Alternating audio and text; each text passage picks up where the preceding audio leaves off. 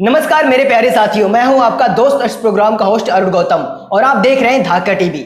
आज पूरी दुनिया कोरोना की महामारी की संकट की घड़ी में जूझ रही है, जिनमें हमारा देश नंबर 1 पे जा रहा है। हमारे देश में न जाने कितने लोग कोरोना की वजह से बेरोजगार हो गए। ऐसी अनेकों समस्याएं हमारे देश में आज उत्पन्न हो चुकी है, लेकिन हमारे देश के प्रधानमंत्री जी राम मंदिर बनवाने के पक्ष में हर बार खड़े नजर आ रहे हैं।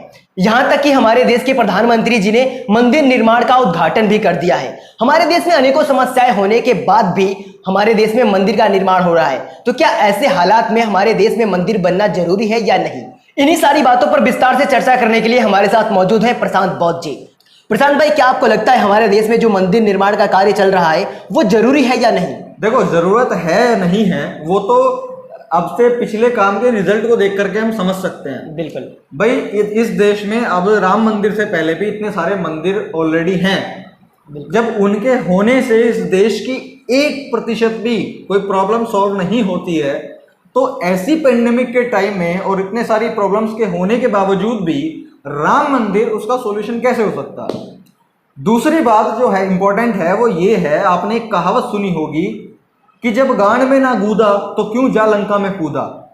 समझ रहे हैं आप? देखो, इस कहावत का सीधा सा मतलब यही है कि भाई जब तुम्हारे पास में कोई चीज नहीं है तो तुम ऐसे काम में क्यों कूदो जो तुम्हारे पास नहीं है। बिल्कुल बिल्कुल सेम एज इट इज सभी को पता है कि भाई हमारा देश जो है वो, हमारा देश का पूरा विश्व जो है वो कोरोना महामारी से लड़ रहा है। बिल्कुल बिल्कुल उसके बाद में बहुत सारी ऐसी समस्याएं हैं जो पहले से भी चल रही हैं और ऐसे इस टाइम पे बहुत ज्यादा बढ़ गई हैं, जैसे कि बेरोजगारी, और जिसकी शायद लोगों को बहुत ज्यादा जरूरत भी है। अब ऐसे समय में लोगों से प्रधानमंत्री जी ने चंदा भी उगाया। एक तो गवर्नमेंट के पास में पहले से पैसा नहीं है, पहले से ही सरकार जो है अपना रोना रोती रहती है कि जी हमारे पास में पैसा नहीं है।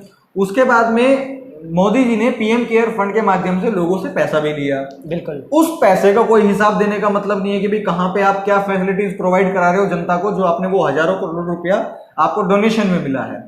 सेकेंड चीज कि ऐसे टाइम में जो मोदी जी हैं वो राम मंदिर का निर्माण करने के लिए, उद्घाटन करने के लिए पहुंच चुके हैं। सेकेंड चीज जो है वो ये है कि भाई पूरा जो वर्ल्ड है वो इस पैंडेमिक से लड़ने के लिए हॉस्पिटल्स बना रहा है, क्वारंटीन सेंटर बना रहा है, और जो इस कोरोना वायरस की वैक्सीन की प्रोबेबिलिटी बन सकती है बनाने की, वो उन कामों में लगा हुआ है। बिल्कुल बिल्कुल हमारे देश के लोग लगे हुए राम मंदिर बनाने में। बिल्कुल बिल्कुल मतलब जरूरत तो आप उसकी समझिए कि जो देश के प्रधानमंत्री हैं, एक तो पैसे की पहले से इतनी समस्या चल रही है, बिल्कुल उसके बाद में वो उस चीज को जो है राम मंदिर बनाने के लिए खर्च करने लग रहे हैं। बिल्कुल ये कह रहे हैं कि राम मंदिर बनेगा वो बनेगा लोगों के डोनेशन से। बिल्कुल अब लोगों ने डोनेशन दे दिया पहले तो पीएम केयर फंड में, अब लोगों से डोनेशन और लिया जाएगा राम मंदिर के लिए। जो गवर्नमेंट टैक्स लेती है वो भी लोगों से डोनेशन लेती है, यानी कि लोगों की तो ये लिए जा रहे हैं और लोगों को दे कुछ नहीं रहे हैं, और दे रहे हैं तो ऐसी चीज राम मंदिर जिसका हमारी जिंदगी में ना तो कोई रोल है, ना था, ना कभी होगा। बिल्कुल मैं एक जॉब करता हूँ, मैं बिजनेस करता हूँ, मैं काम करता हूँ, तभी मैं अपने घर की जो है 2 टाइम की रोटी चला पाता हूँ। अगर मैं काम ना करूंगा, कुछ ना कमाऊंगा, तो ना तो मैं खुद खा पाऊंगा ना अपने परिवार को खिला पाऊंगा। राम मंदिर का या राम का मेरी जिंदगी में क्या रोल है? कुछ भी रोल नहीं। प्रशांत भाई, एक और बात पूछना चाहेंगे कि क्या इस राम मंदिर के निर्माण होने से किसको फायदा होने वाला है? अब जाहिर सी बात है यार, कुछ चुनिंदा ब्राह्मण वर्ग के लोगों को फायदा होने वाला है। चुनिंदा ब्राह्मण वर्ग इसलिए बोला क्योंकि ब्राह्मण तो बहुत सारे लोग होते हैं, लेकिन जो पंडित लोग होते हैं, चुटियाधारी लोग होते हैं, उन्हीं का इसमें फायदा होने वाला है। अब एक मूर्ति को जो बनाते हैं वो कौन होते हैं? वो दलित समुदाय के लोग होते हैं जो मूर्ति को बनाते हैं। बिल्कुल उस समय पर ना तो मूर्ति में कोई अपमान होता है, जब वो उस मूर्ति को बना रहा होता है उसके ऊपर भी चढ़ता है, उसको गंदगी में रखता भी है, जैसे भी सिचुएशन होती है तब उस मूर्ति का कोई अपमान नहीं होता नहीं। लेकिन मंदिर के अंदर जाने के बाद में वो मूर्ति बहुत पवित्र हो जाती है। वहां पर बहुत सारे मंदिरों में दलितों का प्रवेश निषेध कर दिया जाता है। क्यों? क्योंकि मंदिर अपमान हो जाएगा, भगवान अपमानित हो जाएंगे। समझ रहे हो आप? एक छोटी सी कहानी बताता हूँ, छोटी सी कहानी। एक दलित कलाकार था, मूर्तिकार था, तो उसने जो है एक मूर्ति बनाई। बिल्कुल और मूर्ति बनाने के बाद में, पंडित जी नहीं बनवाई थी, तो मूर्ति बनाने के बाद में वो मंदिर में विराजमान कर दी गई। बिल्कुल मंदिर में मूर्ति रखने के बाद में क्या किया कि वो जो मूर्तिकार था वो ये इच्छुक था देखने के लिए कि मेरी जो बनाई हुई मूर्ति है उसको किस तरह से सजाया हुआ है। तो वो ऐसे ही जा रहा था अपने काम से लौट करके, हाथ पैर उसके थोड़ा मट्टी में सने हुए थे, तो वो ऐसे ही जो है मंदिर में चला गया तुरंत। तो तुरंत पुजारी वहां से आया और भाग करके रोका, अरे अरे वहीं रुक वहीं रुक, भगवान का अपमान करेगा क्या और ये सारी चीजें करेगा क्या, भगवान अपमानित हो जाएंगे, चल तू बाहर जा। अब वो बड़ा शॉक्ड हो गया कि यार पंडित जी ऐसे कैसे हो जाएगा। बोले तुम गंदे हो, तुम पहले शुद्ध हो गया, गंगा जल से स्नान करके आओ वगैरह वगैरह।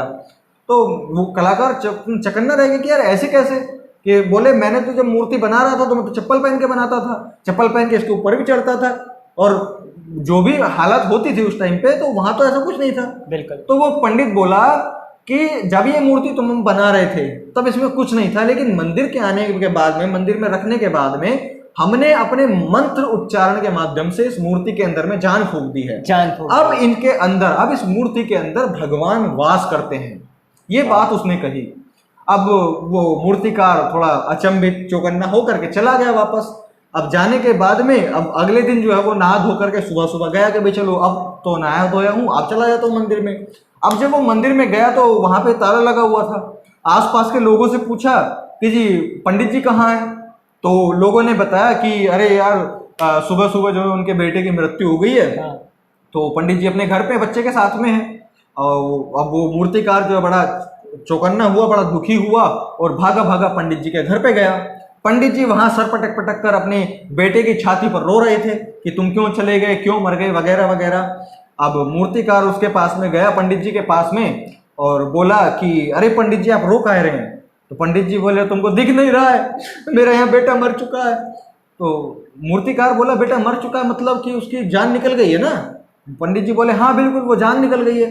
तो बोले कि अरे जब आप एक पत्थर की मूर्ति में, जिसको मैंने बनाया है, अगर आप मंत्र उच्चारण करके उसमें भगवान का वास करा सकते हैं, भगवान में जान डाल सकते हैं, तो ऐसे ही आप कुछ मंत्र उच्चारण करके अपने बेटे में जान डाल दीजिए। बिल्कुल बिल्कुल। और तो पंडित जी बोले अरे तुम बेवकूफ हो क्या। सारे लोग उसको देखने लगे मूर्तिकार को, तुम बेवकूफ हो क्या, ऐसे थोड़ा ना होता है। तो मूर्तिकार ने पूछा कि पंडित जी अगर ऐसा कुछ है तो क्या जो आपने मुझे मंदिर में बात कही थी कि मैंने इसमें मंत्रोच्चारण करके भगवान इसको जो है जान डाल दी है और उसमें भगवान वास करते हैं, तो क्या वो बात झूठ थी या ये बात कि आप जो है आपके मंत्र उच्चारण में कोई चमत्कार शक्ति कुछ नहीं है, कुछ नहीं है, ये बात सच है कि वो बात झूठ थी। अब इस बात का जवाब आज तक भी इन पंडितों के पास में नहीं है। बिल्कुल नहीं होगा। कि क्या वो अपने मंत्र उच्चारण से किसी मूर्ति में जान डाल सकते हैं या नहीं, या किसी मनुष्य में डाल सकते हैं कि नहीं। बिल्कुल नहीं। तो वही चीज जो लोग कि भाई राम मंदिर बनेगा, हमारे ऊपर राम की कृपा होगी, या हमें राम का वरदान मिलेगा वगैरह वगैरह, तो ये सब फालतू का ड्रामा है ना। लोग बोलते हैं कि हमारे राम वो थे, ये थे, ऐसे थे, वैसे थे, उन्होंने ये किया वो किया, उनके विचार बहुत शुद्ध थे। अब मुझे आप एक बात बताओ, कौन सा मंदिर ऐसा है, कौन सा मंदिर ऐसा है जिसमें भगवान राम या भगवान कृष्ण या भगवान महादेव या किसी भी भगवान के जीवन यातना सुनाई जाती है? कोई मंदिर है ऐसा जिसमें भगवान की जीवनी के बारे में सुनाया जाता हो कि उन्होंने किस तरीके से संघर्ष किया, किसने लड़ाई की? क्या सुना है कभी? नहीं सुना। तो मंदिर में मूर्ति के नाम पे सिर्फ धंधा होता है, और वही धंधा इस राम मंदिर में होने वाला है। अब जो लोग रामलीला, कृष्ण लीला, महादेव की लीला सुनाते हैं, कथा वाचन करते हैं, जो बाबा लोग बनते हैं, वहां पर वो बाबा लोग लड़कियों का रेप बलात्कार करते हैं, मर्डर करते हैं। ना जाने कितने बाबा अब तक लिस्ट में आ चुके हैं, जेल में जा चुके हैं, और ना जाने कितने बाबा अभी घूम रहे हैं। वो एक बाबा है, वो लंबे बाल वाली लुगाई, क्या नाम है उसका, देवकीनंदन ठाकुर। अब देवकीनंदन ठाकुर के ऊपर में अब से पहले भी कई आरोप लग चुके हैं। बिल्कुल लग चुके हैं, और इसकी वजह से वो छूट भी जाते हैं। अब क्या गारंटी है कि आप जो कल उस देवकीनंदन ठाकुर के पास में अपनी बेटी को, अपनी बहू को भेजेंगे कथा सुनने के लिए, तो उनके साथ वो कोई गलत काम नहीं करेगा?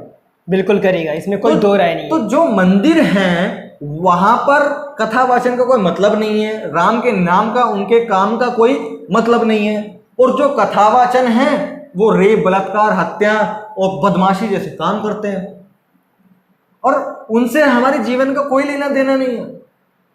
ना हमारी जीवन की तरक्की से लेना देना है, ना भारत की तरक्की से लेना देना है, बल्कि मैं ये कह सकता हूं कि वो उल्टा और डुबाएंगे देश को। बिल्कुल बिल्कुल। कोरोना वायरस के 20 लाख केस हो चुके हैं। मुझे तो बड़ी शर्म आती है तब जब राम मंदिर जैसे फैसले का पढ़े लिखे लोग समर्थन करते हैं। अनपढ़ बेवकूफ लोग कर रहे हैं तो हम ज़्यादा बुरा नहीं मानते, क्योंकि चलो भाई उनको समझ नहीं है, लेकिन पढ़े लिखे लोग, बड़े बड़े पदों पर बैठने वाले लोग उसका समर्थन करें तब बड़ी निंदा, शर्म आती है। वो इसीलिए कि भाई 20 लाख केस पहुंच चुके हैं। लोग हॉस्पिटल्स बनाने की बजाय, इस देश में एजुकेशनल इंस्टीट्यूशन खुलवाने की बजाय वो लोग मंदिर बनवाने में लग रहे हुए हैं, जिसकी ना कोई आज जरूरत है ना कल जरूरत होगी। सिर्फ किस लिए? धंधा करने के लिए, लोगों को बेवकूफ बनाने के लिए। बिल्कुल बिल्कुल। तो ऐसे समय में बिल्कुल भी जरूरत नहीं है राम मंदिर बनने की या किसी भी और चीज की। बिल्कुल बिल्कुल। अभी उद्घाटन तो हो गया, अब ये तो है नहीं कि भाई हमारे कहने से वो लोग रुक जाएंगे मंदिर बनाने से। लेकिन हाँ, हमारा प्रयास उनके लिए नहीं है, हमारा प्रयास आप लोगों के लिए जो वीडियो देख रहे हो। अगर आपकी इसमें अकल आ जाती है ना, समझ में आ जाती है कि भाई जब किसी चीज का हमसे ना लेना है ना देना दो, वो होता है ना लेना एक ना देना दो, तो क्यों हम उस चीज को अपना समय और अपना पैसा व्यर्थ करें। बिल्कुल बिल्कुल। तो बस यही चीज है जो मुझे समझ में आती है, और जो मुझे समझ में आया मैंने आपके साथ में साझा किया। तो आज की वीडियो यहीं पर समाप्त करते हैं। मैं आशा के साथ कह सकता हूं कि आपको प्रशांत बौद्ध जी की बातें बिल्कुल ही समझ में आ गई होगी और आप समझ गए होंगे कि ये धर्म नहीं धंधा है और यहाँ पढ़ा लिखा भी अंधा है। तो इसी के साथ आज की वीडियो हम समाप्त करते हैं और अगली वीडियो में हम आपको बताएंगे कि क्यों हमारे देश की सरकार और ये चुटियाधारी ब्राह्मण विचारधारा के लोग वहां पर हॉस्पिटल और कॉलेज न बनवाकर मंदिर बनवा रहे हैं। इसका एक बड़ा खुलासा करेंगे अगली वीडियो में, तो इंतजार कीजिए हमारी अगली वीडियो को और मिलते हैं